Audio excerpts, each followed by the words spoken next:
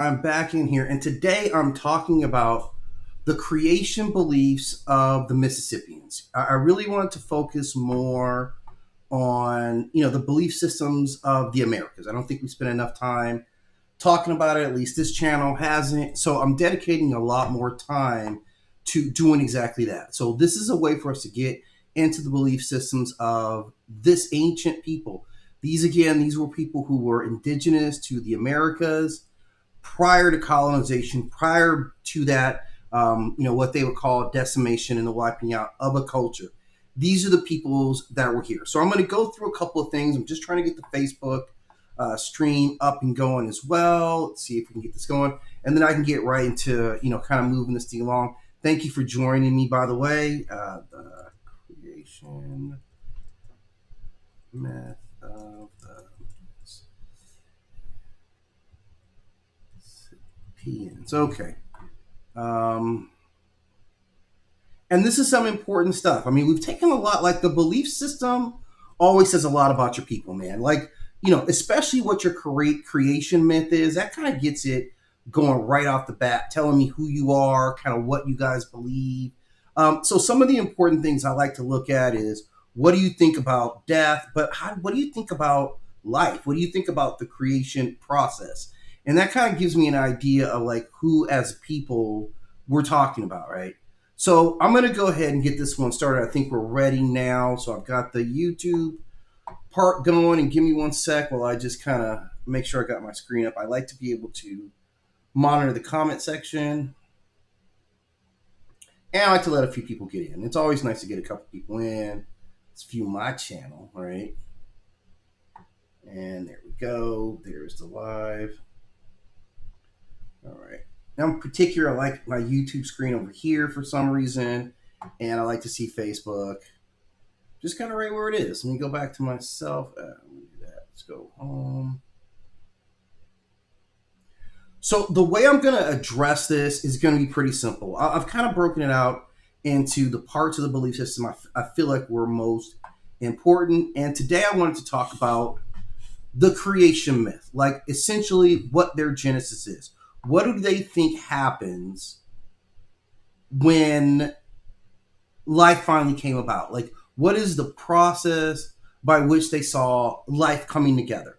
And it's a little different than what we've heard from almost any other belief system, but there's some central components. There's some things that I'm seeing that are very consistent. So this is the first thing that I'm going to draw out of what the Mississippians believe. And remember, a lot of this is oral tradition that has been, kind of passed down. There was not a unified, like journal. We don't have it like the Norse, where one person kind of ran around and picked all the myths. So we're kind of dealing with these myths as they're revealed through a lot of these oral traditions. But there are some important things that we've been able to pick out. Now, the first thing with the Mississippians is that water is at the beginning.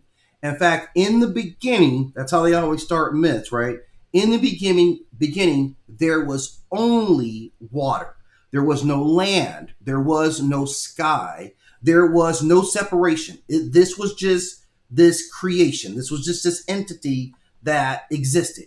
Within this entity, they found that there was depth, there was darkness, and there, more importantly, was potential.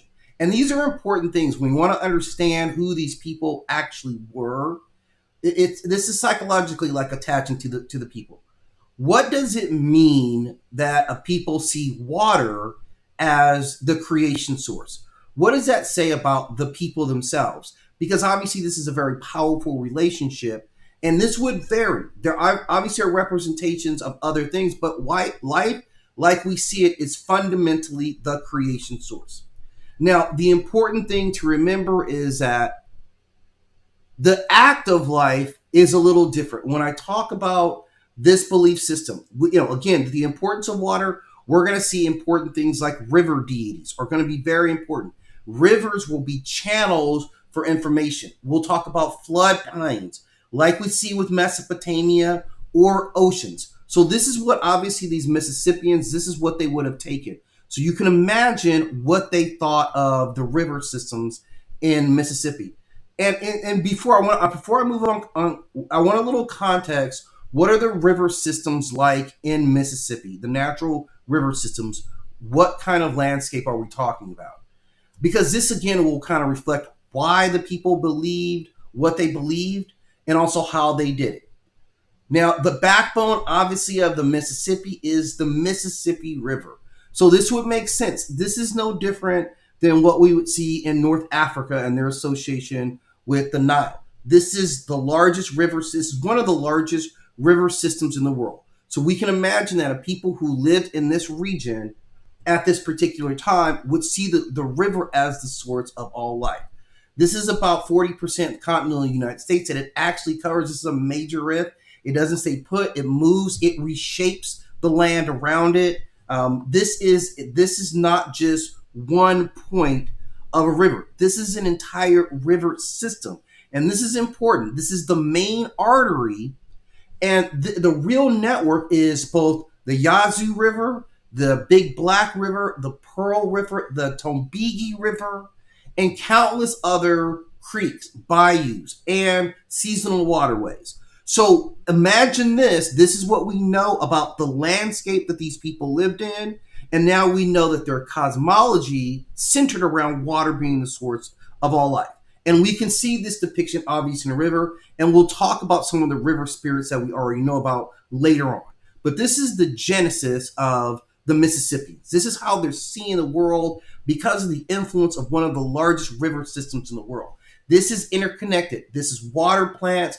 So there is a whole cosmology, again, that goes along with a river culture, right? And a water-based culture in the sense that they see life as starting through the river systems. Now, the way that it is developed, so it's manifested, it is water.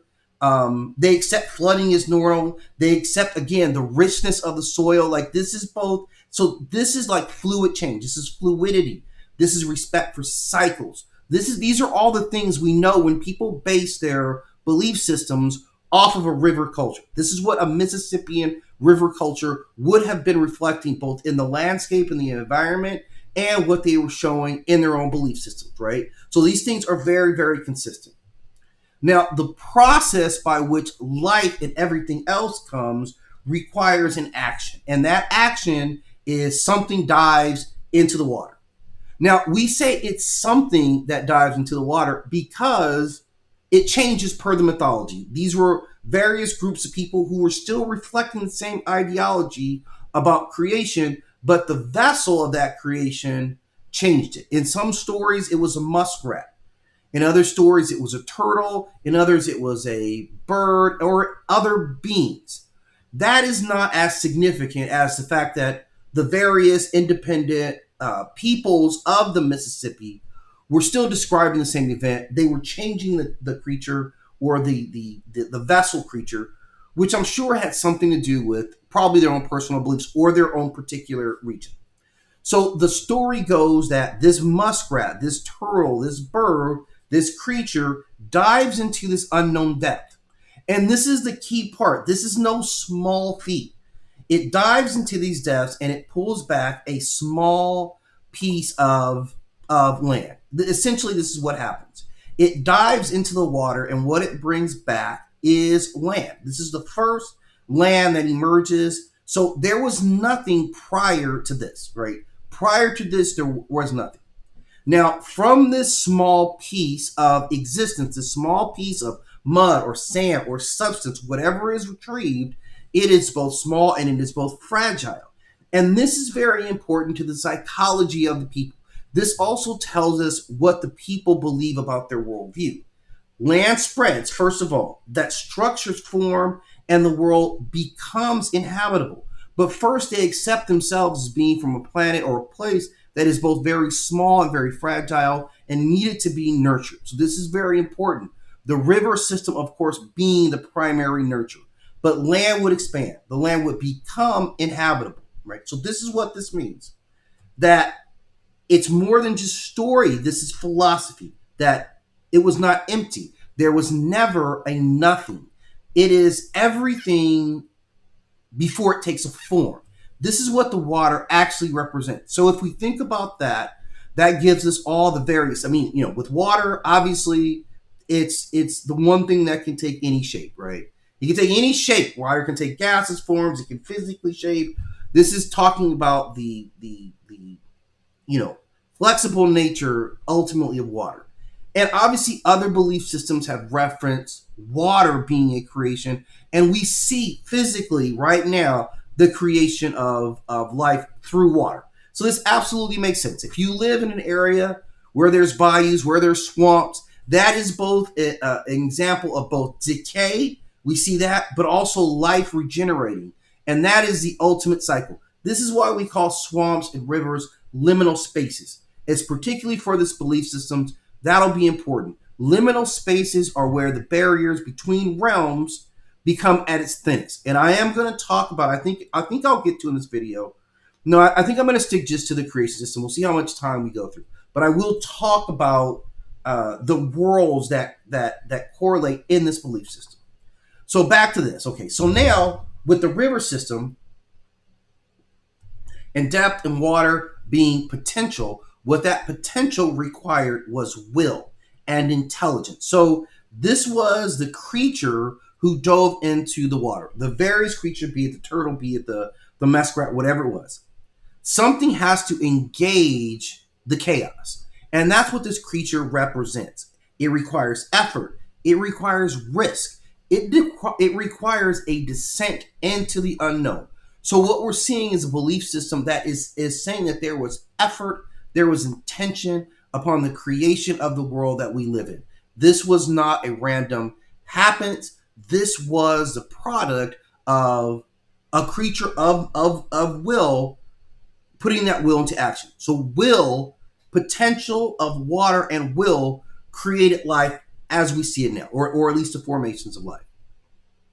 So those are all things. Now, the earth itself begins to represent stability. Again, this small portion, this is what will become earth, the small substance that they bring up, and it expands over time to become the place where we live at right now, which we call earth. So this is stability, right? This is structure. This is the beginning of formations at the highest level. All this comes from chaos, and this is important, that all this comes from chaos, but it is not separate from chaos. In this creation myth, chaos is neither an adversary, right? This is an important thing. Chaos and order are not adversaries. From chaos, we produce order. By delving into chaos, which is potential, we came up with stability and order and the beginning of formation. And this is very different. If you look at a lot of other belief systems right off the bat, the fact that they don't align chaos and order against each other. They're not oppositions. And maybe that, again, goes back to what I was saying about the liminal spaces, the swamp spaces, where we see both death and life in the same space, right? They're not adversarial to one another. They're simply cycles. And so this is what this is about. A lot of this is about cycles. So reality had to fight its way into existence. That is the one thing that we pull out of it is existence had to be fought for. Existence had to be nurtured. Existence took courage because the world wasn't complete. This is a big step. Going down there and getting it, that was just the early step. Completion was not done at this point. It is still unstable. The waters of chaos are still always there, and balance must always be maintained. That's the important part. And again, we see that in the liminal spaces, that the decay in a swamp area and the new life in a swamp area are how the swamp area continues to exist, right? If either one of those, if we lose the decay, if we lose the life, this is no longer a liminal space. So it is about maintaining within a water body the two aspects of life, the chaotic, destructive part, and the life-giving organizational part. So this matters. And the creature that does the dive, now the dive itself matters more than what came out of the dive. And I know that seems at odds because what came out of the dive was creation itself, right? But it's bigger than that. The point was that land was created. I get that. But the deeper point is that existence requires will. That's the most significant thing that we can draw from this, in my interpretation, is that we are surrounded by the potential. In order to shape the potential requires will. Now, in a lot of other mythologies, we see it expressed in different ways, but we are talking about diving into the unknown. And from diving into the unknown, the result of that is that you get creation. But that wasn't even the intent. The intent was to go into the unknown and solve the unknown or see the unknown. That is what was the impetus. So, will and intent and intelligence are all components that are required. And as a result of that, we are benefited with creation. This is what this story means, okay? Now, the dive itself is not an empty gesture. It is about resistance. The dive isn't casual. The dive is not casual in any way. This is the unknown depths of a primordial ocean. These are primordial waters to which our hero creature dives into without knowing what could happen and probably assuming something terrible would happen. But still they persevere, right? Still I rise. I think that's how I say it, right? My angel, still I rise. The water itself, again, this is primordial water. This water is heavy. This water is pressurized. This is the force of all the potential of creation right there surrounding you. It is highly disoriented because what this is at this point is all chaos. Again, chaos is not the enemy. Chaos is not a foil, but chaos is massively disorienting. So whatever this creature is, must have been an exceptional turtle or an exceptional muskrat. Thank you. Is that you had to have an orientation about yourself to even take on this endeavor, because this wasn't just a simple dive. Again, we had to fight for creation. Creation is worth us fighting for. So what it means to have all this pressure, to have all this darkness, to have all this disorientation is that it requires making something, requires overcoming resistance. Nothing is built from the surface. The diver must leave stability. These are important lessons. You must leave stability. You must lose orientation. You must enter uncertainty. This is what the myth is actually telling us about creation itself. And that's the rule. You don't get to create sitting on your couch. In this one, you don't even get to just speak some magical words and bring creation to life. You're not playing that. When this belief system of the Mississippians, it requires effort. It requires intent. It requires overcoming resistance. It requires intelligence. These are the components for creating life. And we have to remember these things. So the risk is ultimately very real. The diver himself may never return. That's the risk that the diver takes. Anytime you jump into the complete unknown, then it is right. You're taking on all the risk that comes along with it. The diver can be consumed. The diver, we don't know what's in there. The diver can be confused. The diver can lose himself in this massive existence. You are diving into primordial chaos, something no one has ever done before. So this creation requires on all those things that I listed, but also courage and commitment and a willingness to change. These are the embodiments of the creature or the force that allowed creation from its beginning in the eyes of these Mississippians. Okay, so very important stuff. Now, the other part of it is that the diver does come back, and this is an important part. The diver comes back, but the diver is not the same. The diver, something about this changes the diver itself. They have touched the unknown. They have seen the origin. They have seen the source. This is Dorothy looking behind the curtain and understanding the real mechanisms of creation and the world itself. And I had just done a couple of videos talking about sacrifices made for knowledge, what it means to gain knowledge, particular things that are unknowable or of cosmic scale. And this is what this diver ultimately does. The first one. So that knowledge, what it means is knowledge changes the one who seeks it. Knowledge would change the one who seeks it. This is a very important concept that stands out to me about this belief system, because how you view knowledge ultimately, whether it's a discipline, whether it's a sacrifice, says a lot about knowledge gathering cultures. I talked about some of the other spreaders of knowledge. I talked recently about Lucifer. I talked about Odin and what they sacrificed, or what gaining knowledge ultimately did to them. So this is it. The result is small. It's a small piece. But it took all this effort for a tiny piece of earth, just this tiny speck of earth, to get things started. This is intention. And the power of this intention is that creation itself does not start off big. Creation starts off small. It starts off uncertain. It starts off easily lost. And the value is not in the size of the result, it's that the act made all these things possible. So there's a deeper connection here that the diver doesn't remove something permanently. The land comes from the deep itself, and it still carries its influence. So that from that chaos is what we find the materials that we build within.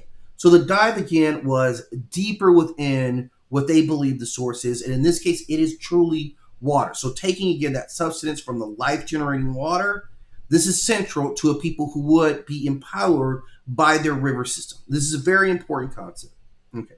So what we see is that these are some of the defining laws that I'm pulling out of this when we say, what is this, the laws of their reality? So far, what it's revealed to me, okay, is that these sets of laws say that to gain something, you must be willing to go to something you don't understand.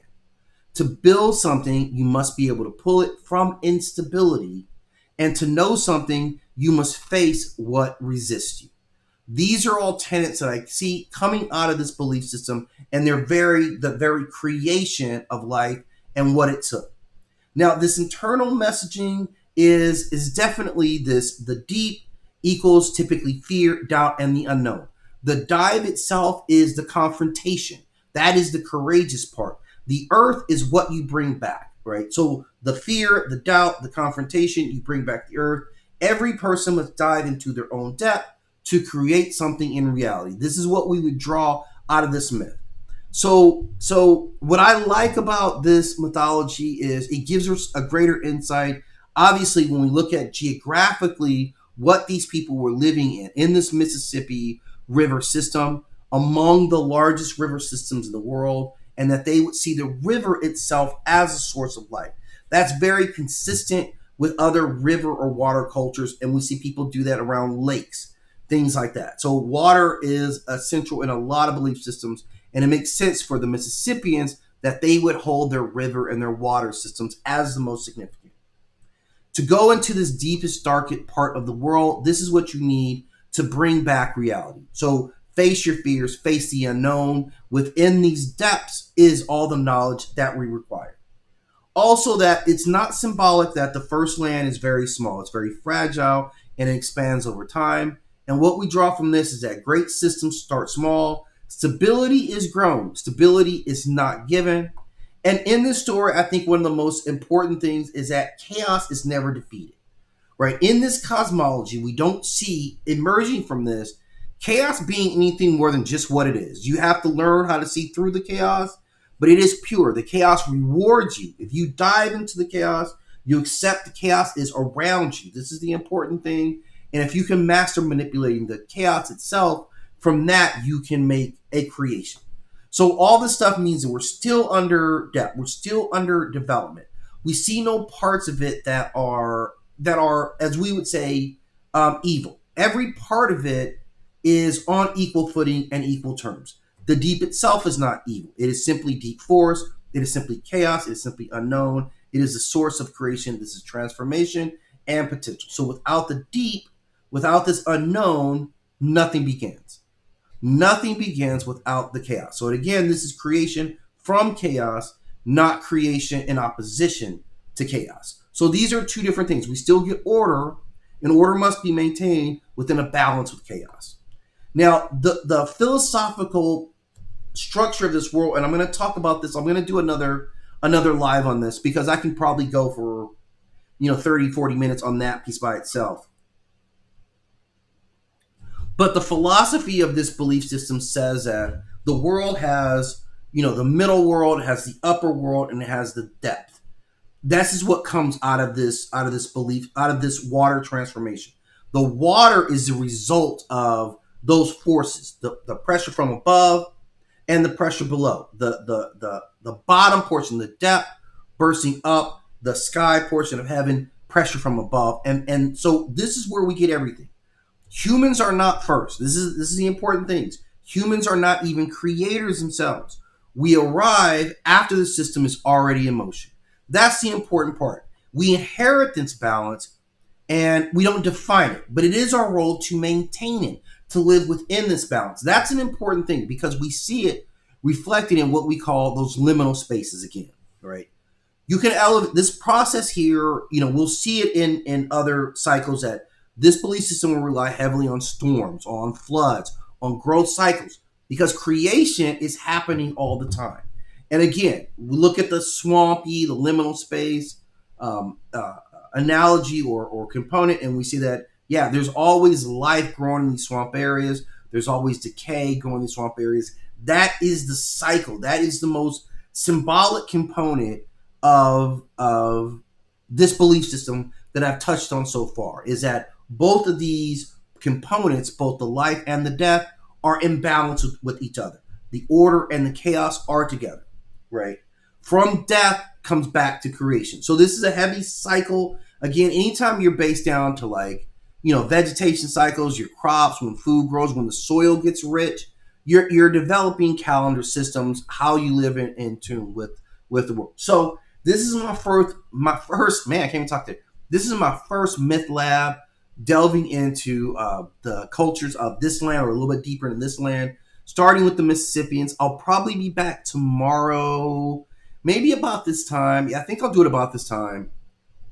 And I'll get into talking about how the worlds separate out for them, what this actually means when they say that there is a middle, an upper, and a deep, and how all those components relate to one another. So again, do me a favor, hit that like and subscribe. The support you guys have given me has been so awesome. Definitely appreciating. The channel is really starting to click again. I'm feeling really good about that. So I'm glad to be back doing Mythlab, and I'm telling you, man, there's nothing better than having a Mythlab talking about this great land here. Again, we're Americans. I love talking about our history and our culture of this incredible continent, this country, and looking forward to delving more into it. And we'll do some points where we kind of, can make some comparisons to what other belief systems say around some of these similar concepts. So I'll be back. I'll check you guys out tomorrow. Again, hit that like and subscribe.